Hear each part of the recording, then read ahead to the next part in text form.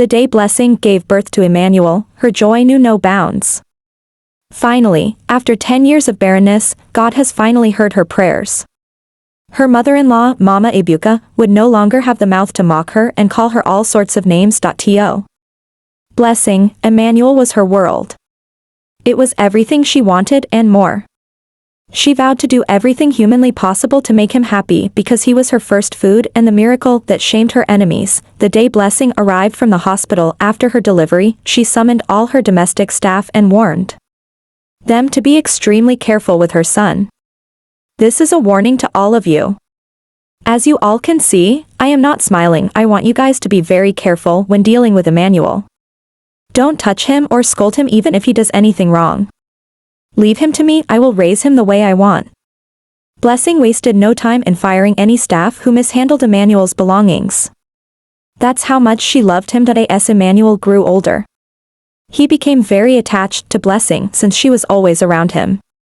His father, Ebuka, wasn't always around since he had to cater for the family. However, by the time Emmanuel turned 3, even Blessing started to notice his unusual dependence, and he wouldn't play with the other children in the compound. Instead, he followed Blessing around, talking at a wrapper and demanding her attention.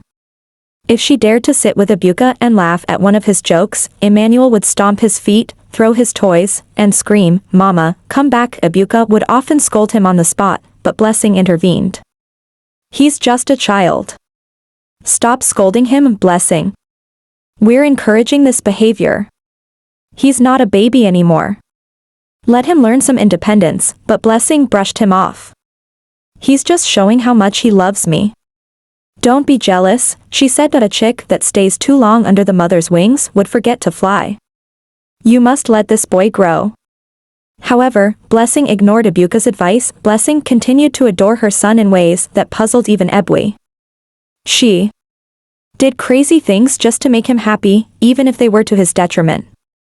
"All I want is for my son to be happy," she would often say. While most mothers encourage their son to stand on their 2 feet, Blessing was determined to keep Emmanuel wrapped tightly in her arms. One day, after Blessing finished having her bath, she walked up to Emmanuel, who was playing on the bed with his iPad.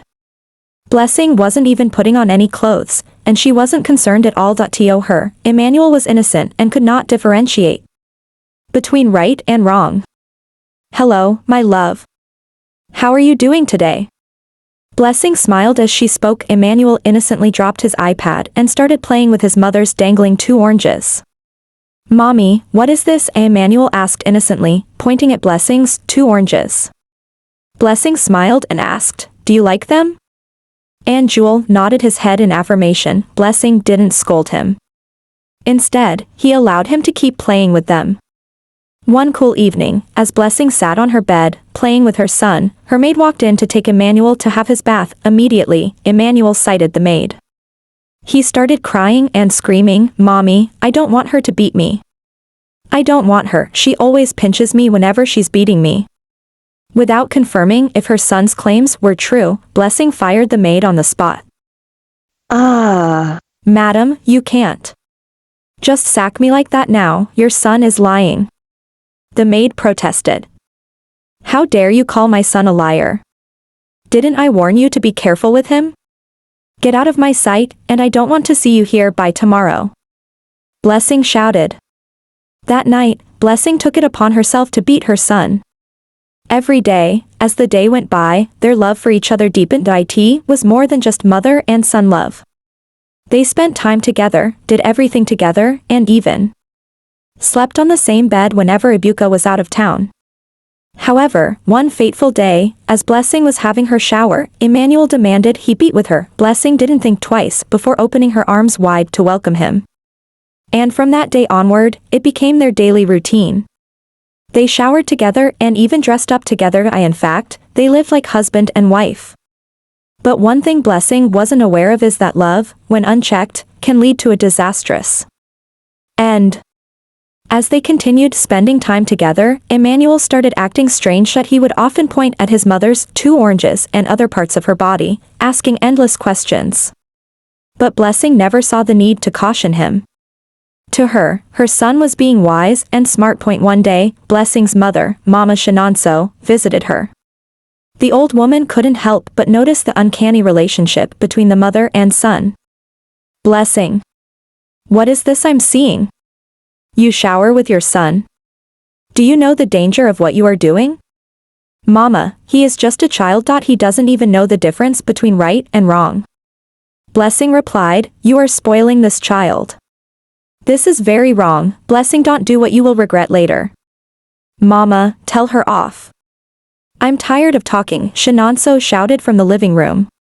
By the time Emmanuel turned 15, the innocent attachment that once seemed harmless had transformed into something disturbing. He was no longer the shy boy who hid behind his mother. He had become bold, aggressive, and territorial, especially when it came to Blessing.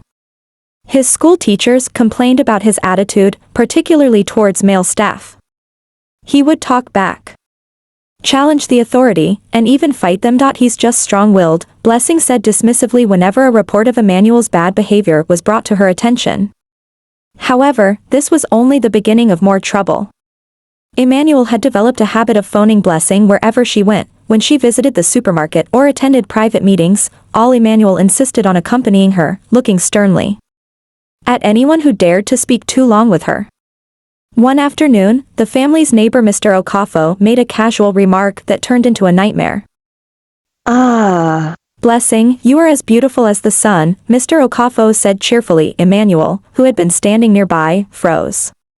His expression darkened, and before anyone could react, he longed at Okoye, shoving him against the wall. Don't ever talk to her like that, he shouted. Shinonso immediately rushed out and pulled Emmanuel away. What is wrong with you? He yelled, but Blessing said nothing, clenching his fist in anger. That night, Shinonso sat Blessing down. Blessing, can you see it now? This boy is not acting like his son. He's acting like a man fighting for his wife. He's just protective of me. It's not as serious as you are making it, Blessing replied. It is serious, Shinonso snapped, slamming his fist on the table. He needs discipline, and you need to stop coddling him, but Blessing didn't listen. Instead, she only deepened the bond between herself and Emmanuel. When he started bringing her flowers and calling her his queen, she laughed and praised him for being sweet. Shinonso wasn't pleased with everything going on between Blessing and Emmanuel. He was helpless in the situation because his advice fell on deaf ears. He thought of what he could do to remedy the situation, but no idea came to mind. However, one day, he decided to man up and act like the head of the family. This is getting out of hand. I'm not against Emmanuel being close to Blessing. I'm certainly not jealous of their relationship. I'm very sure of that. But what I don't understand is their extreme love for each other. How can a mother and son be kissing each other in a romantic way and even showering together at this age? No, this has to stop. That day, Shinonso placed stricter rules for Emmanuel, forbidding him from following Shinonso everywhere and demanding he spend more time with his May-pairs. But every time Shinonso enforced a rule, Blessing would intervene on doing his efforts. For the first time in his marriage, Shinonso felt powerless. His warnings fell on deaf ears, and Blessing's blind devotion to Emmanuel left him stranded. 1. Afternoon, Blessing found herself alone in the living room sorting laundry when Emmanuel walked in with a notebook clenched to his chest. His movements were suspicious, as though he was hiding something. He immediately slipped the book into his school bag. Jewel, what is that? Blessing asked casually. Not a mama, he said, just school stuff. Blessing suspected something fishy, but let it slide.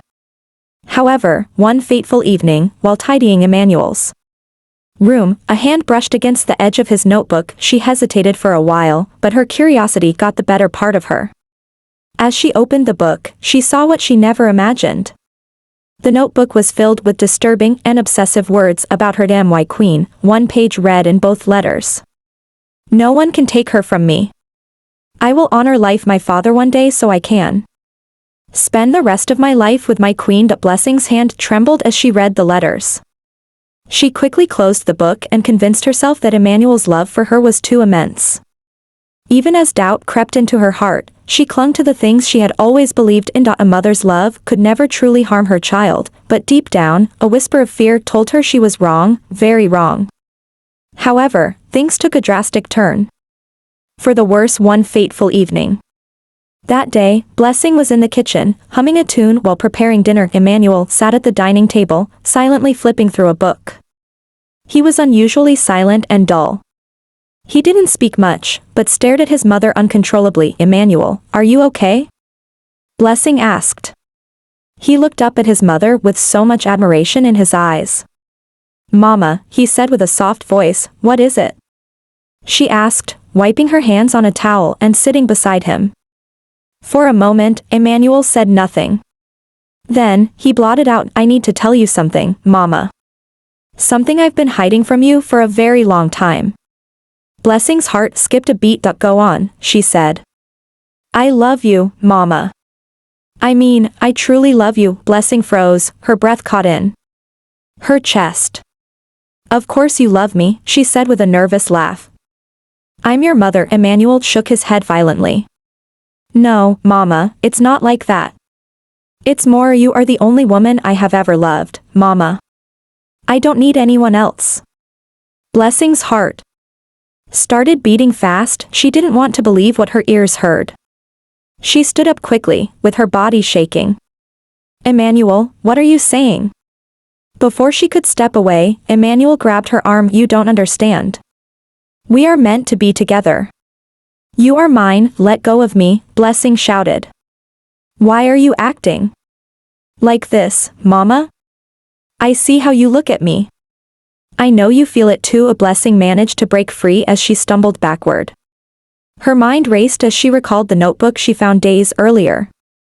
She had hoped the disturbing writings were just a phase, a fleeting obsession, but now, as she stared into her son's eyes, she realized the truth was far worse. She quickly grabbed her phone and dialed Ibuka's number. Come home now, she shouted. It's Emmanuel. Something is wrong.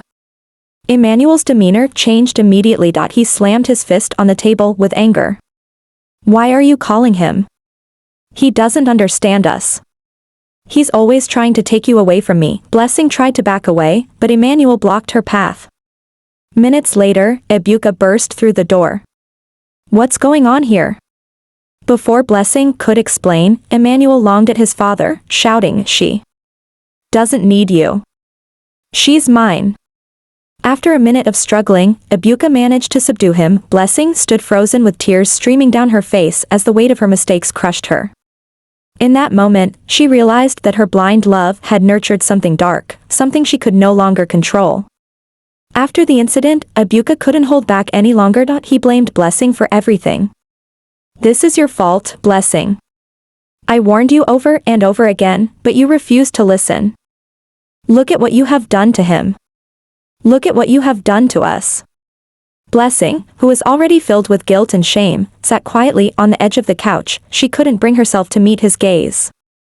Deep down, she knew she was wrong, but admitting it felt like a knife twisting in her chest. The next day, Blessing called her mother and explained everything to her. Mama Shinonso arrived the next day and suggested they take Emmanuel to a pastor for deliverance. While this was a good idea, it wasn't entirely the best option. Shinonso kicked against the idea and advised that Emmanuel be taken for therapy, but Mama Shinonso insisted on taking him to the church. The moment Pastor Simon sighted Emmanuel, he began to prophesy. This child is cursed. He was cursed by his spiritual mother. He needs deliverance. He needs to be set free. Deposit the sum of 500,000 naira now or face the consequences. Without hesitation, Blessing transferred the money to the account displayed on the wall. Pastor Simon began singing and calling the spirits from the water, fire, and earth to deliver Emmanuel. But Emmanuel stood firm with anger boiling inside him. Before anyone knew what was happening, he grabbed Pastor Simon and tore his priest's robe.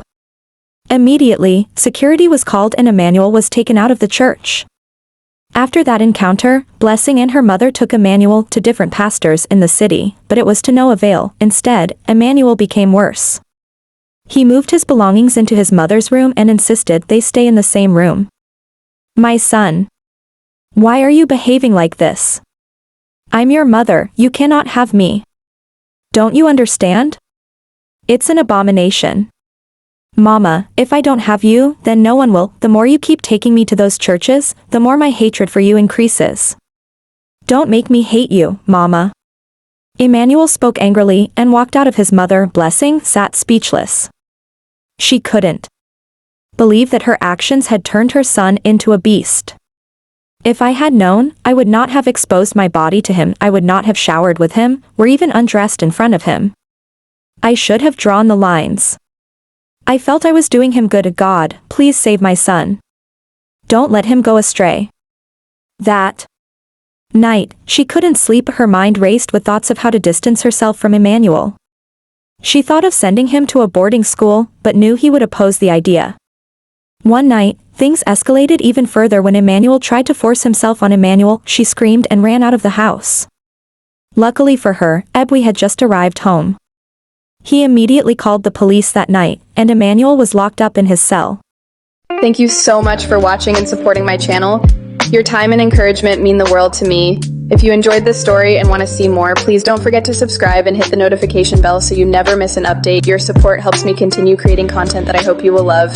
Stay blessed, and I appreciate every one of you for being part of this journey with me. Let's keep growing together. Thank you again, and see you in the next video.